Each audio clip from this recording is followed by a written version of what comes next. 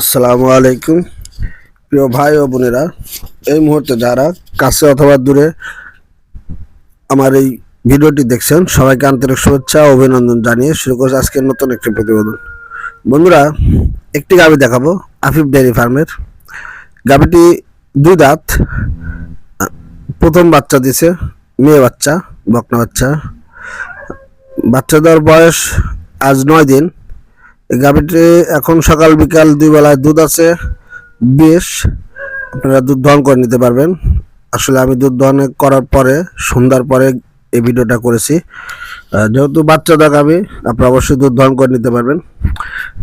গাভী সম্পর্কে কিছু কথা আপনাদেরকে বলি। বন্ধু, আসলে দেখুন, গাভীটি হলস্টাইন ফ্রিজিয়ান জাতের একটি গাভী, খুবই ভালো পার্সেন্টের একটি গাভী।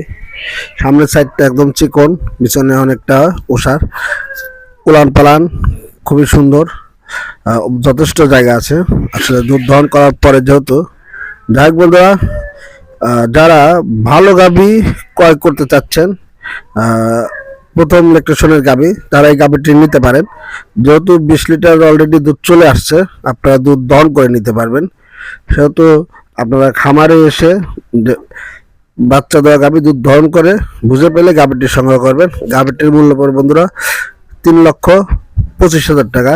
3,25,000 টাকা হলে বন্ধুরা এই গাভীটি আপনারা সংগ্রহ করতে পারবেন। প্রিয় বন্ধুরা, সবসময় খেয়াল রাখবেন, ডেইরি সেক্টরে যেমন প্রফিট আছে তেমন লসও আছে। সেই জন্য বেছে দেখে শুনে ভালো জাতের ভালো মানের গাভীগুলো ক্রয় করার চেষ্টা করবেন। তাহলে অবশ্যই আপনাদের ভালো প্রফিট হবে বা লাভ করতে পারবেন।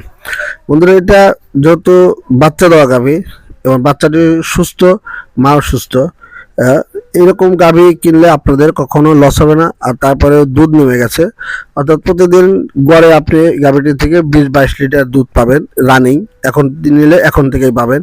সেহেতু এই ধরনের গাভী যদি আপনারা ক্রয় করেন, অবশ্যই আপনাদের জন্য ভালো হবে। তো বন্ধুরা, যদি এই গাভীটি আপনাদের ভালো লেগে থাকে বাচ্চা সহ, তাহলে স্ক্রিন দেওয়া নাম্বার যোগাযোগ করে সিরাজগঞ্জ জেলার শাহাদাতপুরে আফিফ ডেয়ারি ফার্মে এসে গাভীটি সংগ্রহ করবেন। বন্ধুরা, যেহেতু একটি গাভী আজকে দেখাবো, সবাই স্বল্পতার কারণে একাধিক গাভী দেখালাম না। যদি ভালো লাগে স্ক্রিন দেওয়া নাম্বার যোগাযোগ করে খামারে এসে দেখে শুনে গাভী সংগ্রহ করবেন। আজ এ পর্যন্তই। সবাই ভালো থাকবেন, সুস্থ থাকবেন, এই প্রত্যাশা নিয়ে শেষ করছি। আল্লাহ হাফেজ।